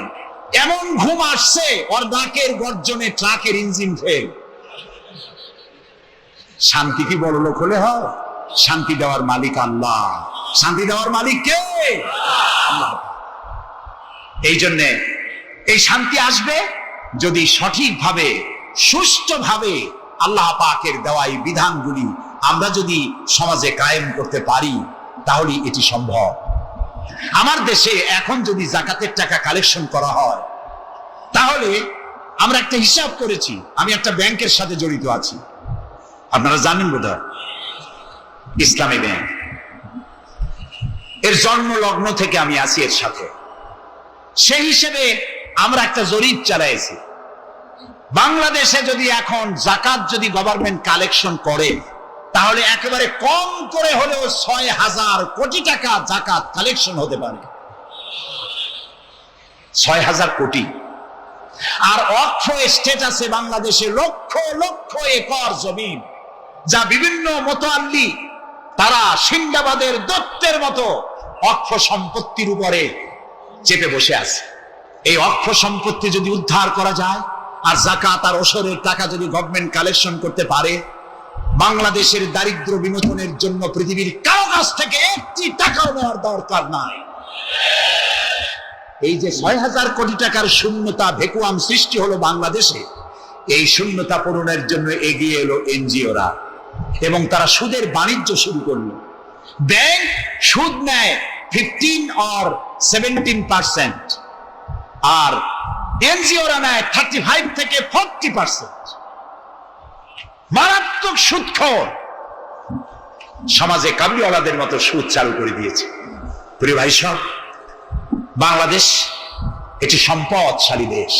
যারা বলে, আমি পার্লামেন্টে একবার বক্তৃতায় বলেছিলাম যে যারা বলে বাংলাদেশ গরিব, আমি তাদের সাথে একমত হতে পারি না। আমার দেশ সম্পদশালী দেশ, আলহামদুলিল্লাহ বলে। আমার দেশ, এ বাংলাদেশের আবাদযোগ্য জমির পরিমাণ 2,40,00,000 একর। আলহামদুলিল্লাহ বলবেন। এখানে বনজ সম্পদ আছে 32,53,860 কিলোমিটার বর্গমিটার নিয়ে, বর্গমাইল জুড়ে। এখানে আল্লাহর হিকমতটা দেখেন, সুন্দরবন আমাদের থেকে দূরে না কাছে? বরিশাল, বরগুনা, বাগেরহাট, সাতক্ষীরা, এই এলাকায় সুন্দরবন কে বানাইছে? কোন গভর্নমেন্ট বানিয়েছে? কেন? আর অন্য জায়গায় বানানো হলো না কেন? উত্তরবঙ্গে বানাইলো না কেন? কারণ আমাদের বঙ্গোপসাগর হলো সাইক্লোন জোন, এখান থেকেই ঘূর্ণিঝড়ের উৎপত্তি হয়। সাইক্লোন জোন 240, 80, 300 অথবা সহস্র মাইল স্পিডে বা 500 মাইল স্পিডে ঝোড়ো হওয়া প্রবাহিত হওয়ার জন্য ঘূর্ণিঝড় প্রস্তুতি দেয়। আবহাওয়া বার্তা দিয়ে তা শোনানো হয়। উপকূলীয় এলাকায় যদি আল্লাহ তাআলা সুন্দরবন তৈরি না করতেন, তাহলে সমুদ্রের ঘূর্ণিঝড়ের প্রথম ধাক্কায় কুয়াকাটা, পটুয়াখালী, বরগুনা, সাতক্ষীরা, পিরোজপুর, বাগেরহাট, বরিশাল প্রথম ধাক্কায় উড়ে চলে যেত। আল্লাহ তাআলা কি দয়া, সুন্দরবন বানাই দিয়ে প্রোটেক্টেড করেছেন, তাও আমরা সুবহানাল্লাহ বলবো না। এই সুন্দরবন রক্ষার জন্য গভর্নমেন্ট পাহারাদার লাগিয়েছে, কিন্তু পাহারাদারেরা নিজেরাই রক্ষকরা হইছে ভক্ষক, জন্মের খাওয়া খাইতেছে। আল্লাহ দেখলেন যে এরা তো এই ধরনের মানুষ খুব বেকায়দা, সেই জন্য আল্লাহ তাআলা নিজেও কিছু পাহারার ব্যবস্থা করলেন। সেই পাহারাদারকে রয়্যাল বেঙ্গল টাইগার। যদি সামনে পড়েন 10 কোটি টাকা ঘুষ দেবেন, এই কথা শুনলেও আপনারা ছাড়বেন, যাতে বংশানুক্রমে পৃথিবীর মানুষ, দেশের মানুষ এগুলি ভোগ দখল করতে পারে। আল্লাহ সেই জন্য পাহারাদার রেখে দিয়েছেন। সুবহানাল্লাহ। আমার দেশে রয়েছে পানি সম্পদ। বাংলাদেশের ছোট বড় 250টি নদ নদী আছে, যেগুলির দৈর্ঘ্য 3200 বর্গ মাইল। আছে পানি সম্পদ, আছে পশু সম্পদ, আছে মৎস্য সম্পদ, সর্বোপরি আছে এই বাংলাদেশের 14 কোটি মানুষের 28 কোটি হাত। এই হাতগুলি যদি ভিক্ষুকের হাত না হয়ে কর্মীর হাত হয়ে যায়, তাহলে আমাদের দেশ গরিব থাকতে পারে না। আমার দেশের সম্পদের অভাব নাই, যথেষ্ট সম্পদ আছে, শুধুমাত্র ইকুয়াল ডিস্ট্রিবিউশন নাই। সৎ এবং যোগ্য নেতৃত্বের অভাবে এই চরম দুরবস্থার সৃষ্টি হয়েছে, আর হয়েছে রাজনৈতিক প্রতিহিংসার কারণে। তা না হলে আমরা পৃথিবীর মধ্যে দাঁড়ায় যেতাম। যুদ্ধ বিধ্বস্ত জাপান কোথার থেকে কোথায় গেল, উত্তর কোরিয়া আমেরিকাকে চ্যালেঞ্জ করছে। থাইল্যান্ড যারা নারী ব্যবসা করে জীবন বাঁচাইতো, সেই থাইল্যান্ড এখন, আমি মেলবোর্ন ইউনিভার্সিটিতে আমার প্রোগ্রাম ছিল, যাওয়ার সময় ব্যাংকক হয়ে গেলাম। একটি হোটেলে আমার থাকার জায়গা ছিল। 30 কিলোমিটার লম্বা ফ্লাইওভার ব্যাংককে। বিল্ডিং গুলি দেখতে হলে এরকম তাকালে মাথা টুপি পড়ে যায়, এত উঁচু উঁচু বিল্ডিং। সিঙ্গাপুর কোত্থেকে কোথায় গেল, আমরা যে তিমিরে ছিলাম সেই তিমিরেই রয়ে গেল। আমাদের বুঝতে হবে, আমার ইসলাম দারিদ্র্যের বিকাশের জন্য আসে নাই, দারিদ্র্য বিমোচনের জন্য এসেছে। সুন্দর একটি সমাজ বিনির্মাণের জন্য ইসলাম এসেছে, এবং তা গণতান্ত্রিক প্রক্রিয়ার মধ্য দিয়ে। নবী করিম সাল্লাল্লাহু আলাইহি সাল্লাম যদি বলতেন ইন্তেকালের সময় যে আমার মেয়ে নেতৃত্ব দিবে, আমার নাতি নেতৃত্ব দিবে, বলেন কার বাবার হিম্মত ছিল এটার প্রতিবাদ করার? তিনি কি তা করেছেন? না। ইন্তেকালের সময় জিজ্ঞাসিত হয়ে তিনি বললেন, আমার পরে তোমাদের মধ্যে যিনি বেশি যোগ্য, খোদাভীরু, আল্লাহকে ভয় করে, তেমন লোককে তোমরা নেতা নির্বাচিত করো। আবু বকর রাদিয়াল্লাহু তাআলা তাই বলেছেন, ওমর, ওসমান, আলী তাই বলেছেন। সুবহানাল্লাহ বলেন। আমরুহুম শুরা বাইনাহুম, এটি হলো গণতন্ত্র। তোমরা তোমাদের পরামর্শ ভিত্তিতে তোমাদের রাষ্ট্র সমাজ পরিচালনা করো। সুবহানাল্লাহ বলেন। কে বলে কোরআন শুধুমাত্র একটি ধর্মগ্রন্থ, বেদ আর বাইবেলের মতো? নিশ্চয়ই নয়। কোরআন একটি পূর্ণাঙ্গ জীবন বিধান, যা মানুষের জীবনের কথা বলে। এই মাসটার নাম কি? আরবি মাসের নাম কি? মুহররম। এটি সেই মাস যে মাসে খেলাফতকে প্রতিষ্ঠার জন্য রাসূলের কলিজা টুকরা নয়নের পুতুল ইমাম হোসেন কারবালার ময়দানে শাহাদাত বরণ করেছিলেন, রাজতন্ত্রের বিরোধিতা করেছিলেন। হযরত ইমাম হোসেন তিনি দেখতে পেলেন 680 খ্রিস্টাব্দে সিরিয়ার দামেস্কে এজিদ ক্ষমতা দখল করলো অগণতান্ত্রিক পদ্ধতিতে, এবং সরকারি মালের কোনো হিসাব নাই, অডিট নাই, স্বৈরাচারী কায়দায় তিনি ক্ষমতা দখল করে মদিনার আহলে বায়াত যারা, মদিনার নেতৃবৃন্দকে তার আনুগত্য করার জন্য বাধ্য করলো। ইমাম হোসেন যে মায়ের পেটে এসেছেন, যে পিতার পেটে জন্মে এসেছেন, যে নানার কোলে বড় হয়েছেন, তিনি কি এই দৃশ্য চোখে দেখতে পারেন? তিনি বললেন, আমি কুফায় যাব। কুফার লোকেরা দাওয়াত দিল, তিনি কুফায় রওনা করবেন। মদিনার লোকেরা হাতে পায়ে ধরলো, কুফায় আপনি যাবেন না। তিনি বললেন, আমি কোন ক্রমে এজিদের বশ্যতা স্বীকার করব না, আমি এর বিরোধিতা করবই। মাত্র 72 জন লোক নিয়ে তিনি কুফার দিকে অগ্রসর হলেন।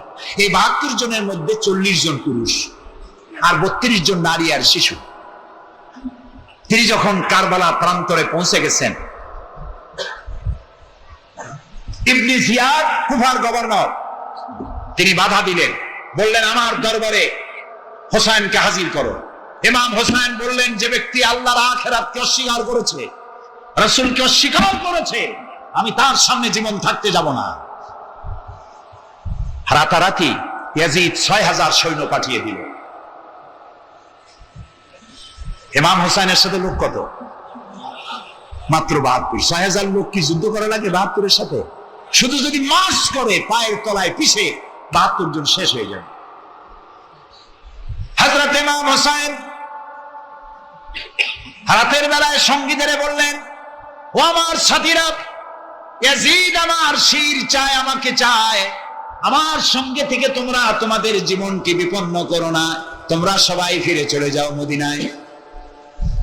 সাথীরা বললেন, ইমাম, আজকে যদি আপনাকে ছেড়ে জীবনের মায়া নিয়ে মদিনায় ফিরে যাই, আর আপনার যদি শাহাদাত নসিব হয়, তাহলে কিয়ামতের দিন আল্লাহর নবীর সামনে আমরা কি জবাব দেব? আমরা আমাদের জীবন দিয়ে আপনাকে পাহারা দেব। সকালবেলা যুদ্ধ শুরু হয়ে গেল। জোহরের নামাজ আসতে না আসতে 40 জন পুরুষ শাহাদাত বরণ করলেন। এখন একজন পুরুষ বেঁচে আছেন, ইমাম হুসাইন। তাঁবুর ভিতরে স্ত্রী এবং অন্যান্য মহিলাদের কাছ থেকে বিদায় নিতে এসেছেন। তোমাদেরকে আল্লাহর হাওলা করলাম, আমি যুদ্ধে চলে যাচ্ছি।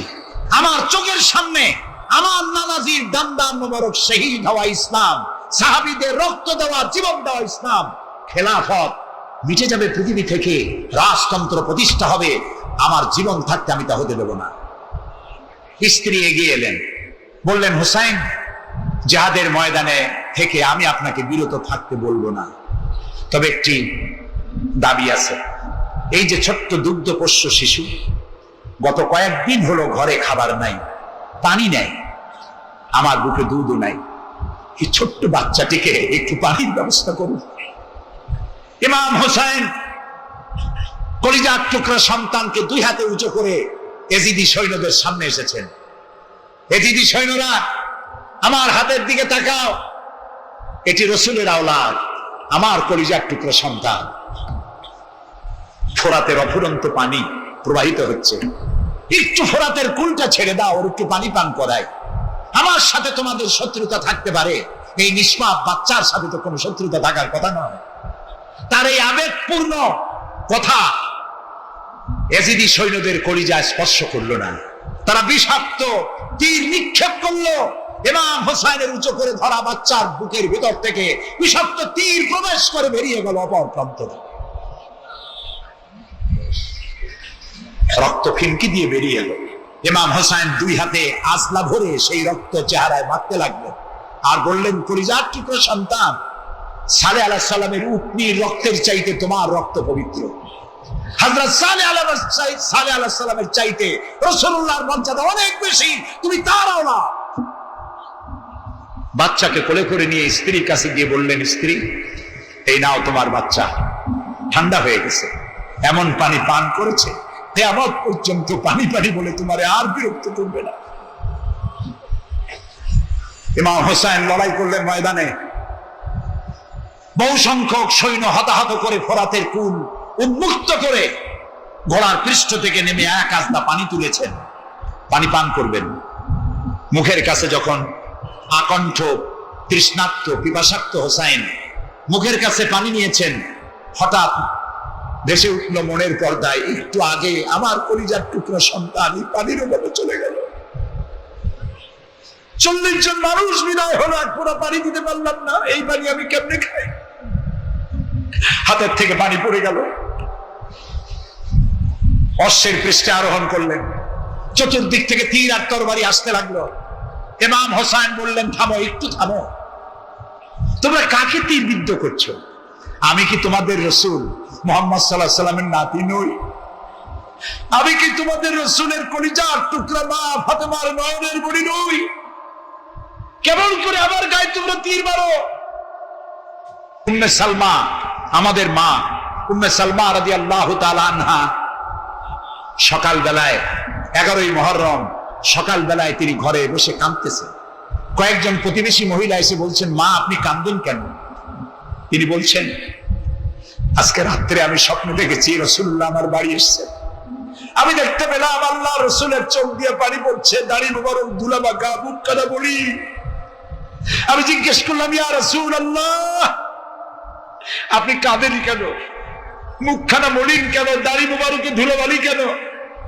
রাসূলুল্লাহ বললেন, উম্মে সালমা, তুমি জানো না আমি এইমাত্র কারবালা থেকে এসেছি। আমি দেখে না বাবার কলিজার টুকরা হুসাইনের শির মোবারক তার দেহ থেকে বিচ্ছিন্ন করে ঘোড়ার পদতলি, ঘোড়া দিয়ে পদদলিত করা হয়েছে তার দেহ মোবারক। ইসলাম এত সহজে আসে না, অনেক রক্ত পাড়ি দিয়ে এসেছে ইসলাম। হযরতে হোসাইনের মস্তক মুবারক এজিদি সৈন্যরা একটা প্লেটে করে নিয়ে কুফার গভর্নর ইবনে জিয়াদের সামনে রেখেছে। ইবনে জিয়াদ চেয়ারে বসা, সিংহাসনে বসা, ইমাম হোসাইনের মস্তক মুবারক তার পায়ের কাছে রেখেছে। কলঙ্কিত ইতিহাস, কি করে আমি শুনাই আপনাদেরকে? ইবনে জিয়াদ চেয়ারে বসে পায়ের কাছে রাখা ইমাম হোসাইনের ঠোঁটের উপরে লাঠি দিয়ে মারতেছে। হযরত যায়েদ রাদিয়াল্লাহু তাআলা আনহু 80 বছর বয়স, তিনি বলছেন, ইবনে জিয়াদ, এতক্ষণ যা করেছো মুখ বুজে সহ্য করেছি, কিন্তু এখন যেটা তুমি করতেছো পায়ের কাছে কার ব্যথা? তুমি যে ঠোঁটের উপরে লাঠি দিয়ে নাড়তেছো, আমি যায়েদ, আমি দেখেছি রাসূলুল্লাহ 1000 বার এই মুখের উপরে চুমা খেয়েছে। তোমার বেয়াদবি বন্ধ করো। প্রিয় ভাই সব, রাজতন্ত্র নয়, পরামর্শ ভিত্তিক সমাজ ব্যবস্থা প্রতিষ্ঠার জন্য আল্লাহ তাআলা ইসলাম দিয়েছেন, দ্বীন দিয়েছেন।